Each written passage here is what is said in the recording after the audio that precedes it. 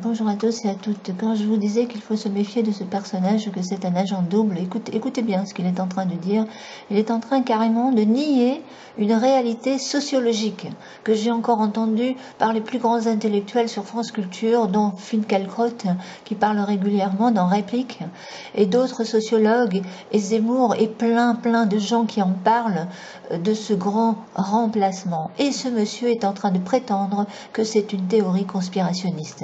Une théorie qui est chiffrée par l'INSEE, statistiquement une réalité chiffrée, le grand remplacement. Voilà, on en parle de partout du grand remplacement, le grand remplacement par les chiffres, et je vais vous en lire quelques-uns là.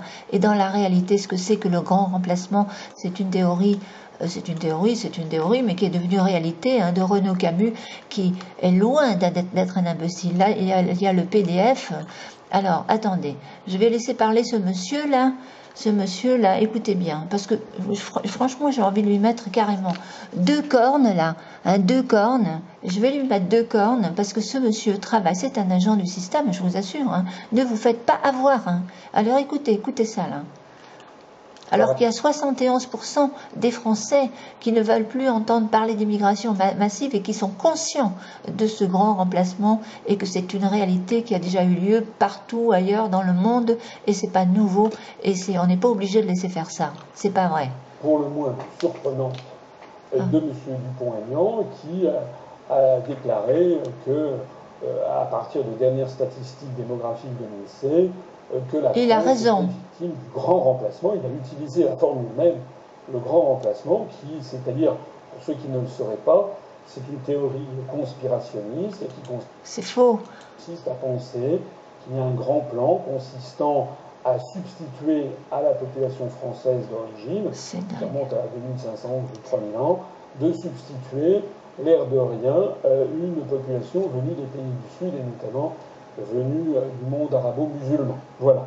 Alors, bon. Hypocrite. Nous sommes en démocratie. Fourbe. Donc, en démocratie, moi je suis favorable, je ne suis pas pour la police de la pensée. J'estime que tout le monde, normalement, peut s'exprimer et peut dire ce qu'il veut. Bon. Moi, personnellement, cette théorie du grand remplacement, ça n'est pas la mienne.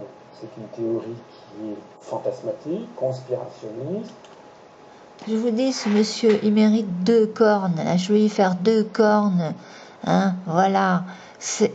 Attention, je vous dis, méfiez-vous de ce personnage, parce que lui, il veut l'islamisation de la France progressive et sournoise. Et maintenant, parce que c'est pas une théorie conspirationniste, c'est lui le conspirationniste. Il est dans la projection. Posez-lui des questions sur ses croyances personnelles. J'aimerais bien savoir ce à quoi il croit, parce que vous savez, pour choisir un président, c'est important de connaître les croyances, parce qu'il y a comme ça des gens bizarres avec des croyances bizarres. Est-ce qu'il aurait des croyances conspirationnistes? Ça, j'en suis presque sûre. Peut-être qu'il croit à la théorie des archontes, etc. Mais maintenant, on va aller sur les chiffres sur l'INSEE. Tiens, Causeur. On va aller lire Causeur. Ou Riposte laïque. Tiens, Riposte laïque, c'est pas mal aussi. Le débat sur l'immigration est sans aucun doute le plus grand monument d'hypocrisie et d'enfumage de ces 30 dernières années. Un véritable mensonge d'État savamment entretenu pour tromper les citoyens devenus hostiles à toute immigration pour 70% d'entre eux, voire plus, je dirais maintenant. Ce ne sont que chiffres biaisés, lois liberticides, muselant le peuple, interdiction des statistiques ethniques. Eh bien, oui, évidemment, c'est la dérobade des autorités dès qu'il s'agit de chiffrer officiellement le véritable coût de l'immigration ou son incidence sur le chômage et la délinquance. Évidemment, quand on en parle, on est raciste, ok ? C'est le refus obstiné d'admettre la prolifération des zones de non-droit, la dangereuse montée des communautarismes et l'inexorable islamisation de la société sous l'emprise d'un islam de plus en plus radicalisé. Alors, mais dans la réalité, je vous assure, c'est les chiffres, je vais aller directement aux chiffres, parce que là, ça c'est un discours probablement que vous connaissez déjà si vous écoutez Marine Le Pen. Alors, mais je voudrais les chiffres tout de suite, parce que sinon je vais faire une vidéo trop longue, et vous pourrez aller lire ça tranquillement vous aussi. Je ne veux pas vous infantiliser, vous savez lire comme moi. Alors, où est-ce qu'ils sont les chiffres? Démonstration. Selon une étude de l'INSEE de 2012, reprenant des chiffres de 2008, il y avait en France 5,3 millions d'immigrés, personnes nées à l'étranger de parents étrangers vivant en France, et 6,7 millions de descendants d'immigrés, donc 12 millions, dont les 2 tiers sont d'origine extra-européenne, pour ne pas dire africaine ou subsaharienne, maghrébine. Actualisés, ces chiffres donnent 5,85 millions d'immigrés et 7,4 millions de descendants. Total, 13,25 millions, soit 20% sur une population de 66 millions, dont 9 millions d'origine extra-européenne environ. Sur une autre étude parue dans un mensuel économique en 2015, la proportion d'immigrés et de leurs descendants était de 24%, source INSEE, ce que donne une population d'origine extra-européenne estimée à 15%. En ce qui concerne les arrivées, l'INSEE nous dit qu'en 2004 et 2012, une moyenne de 200 000 autorisations de séjour ont été accordées chaque année. Mais le solde migratoire net ne serait que de 90 000 par an. Il est même tombé à 47 000 en 2015 et c'est là que se pose le problème. Ce solde migratoire est bien commode pour noyer le poisson, eh oui, car il intègre les départs des natifs vers l'étranger, retraités, allant s'installer dans le sud de l'Europe ou jeunes diplômés attirés par des marchés plus porteurs. En fait, le solde migratoire est largement positif chez les immigrés et négatif chez les natifs.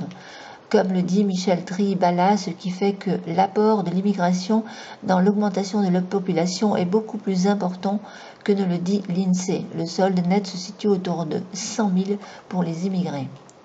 Et maintenant, voyons les naissances. En janvier 2016, l'INSEE a donné le bilan démographique 2015.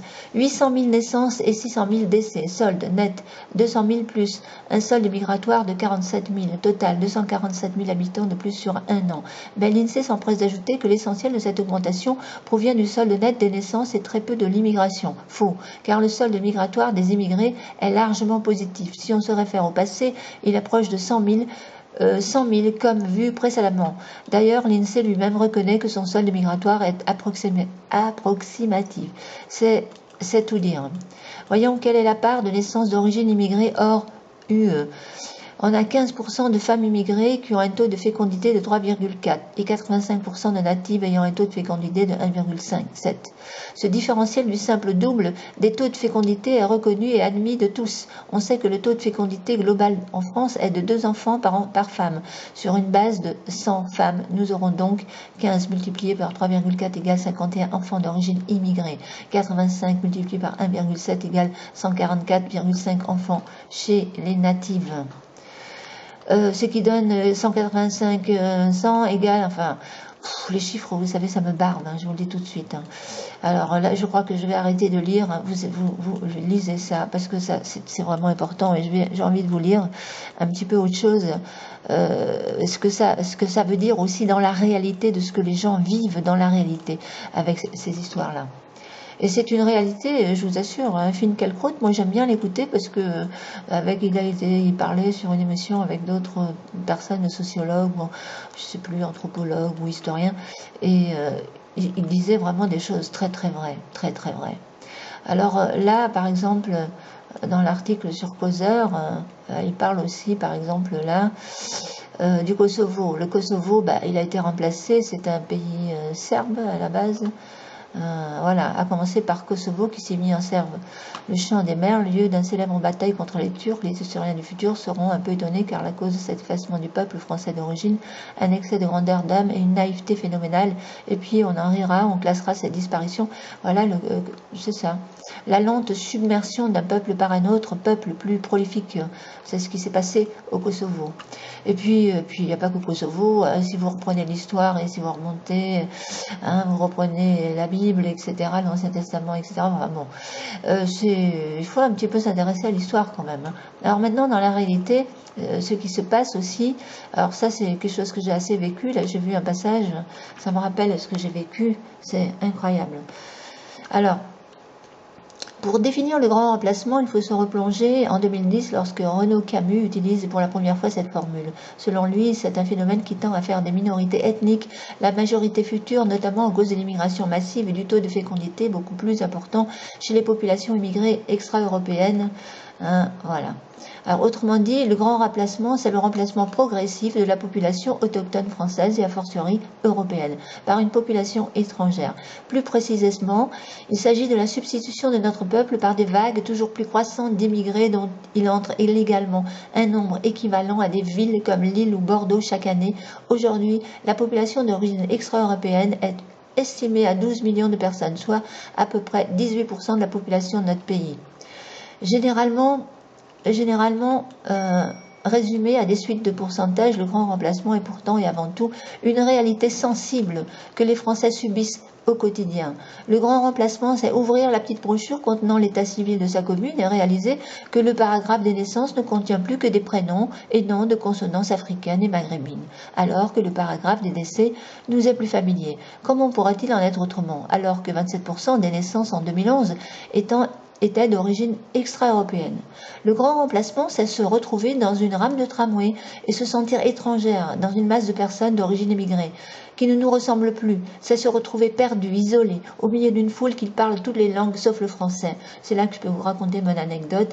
J'étais dans un bus, dans le milieu de la France, dans un bus qui allait vers des quartiers sensibles où il y avait un centre administratif très tôt le matin, à la première heure, pour ne pas faire la queue. Et quand je suis arrivée dans ce bus, il y a quelque chose qui m'a pris à la gorge, là, comme j'avais une boule qui m'est venue au plexus solaire. Il n'y avait que des Maghrébins et des Blacks. Et il y avait une lourdeur dans ce bus et on m'a regardé bizarrement.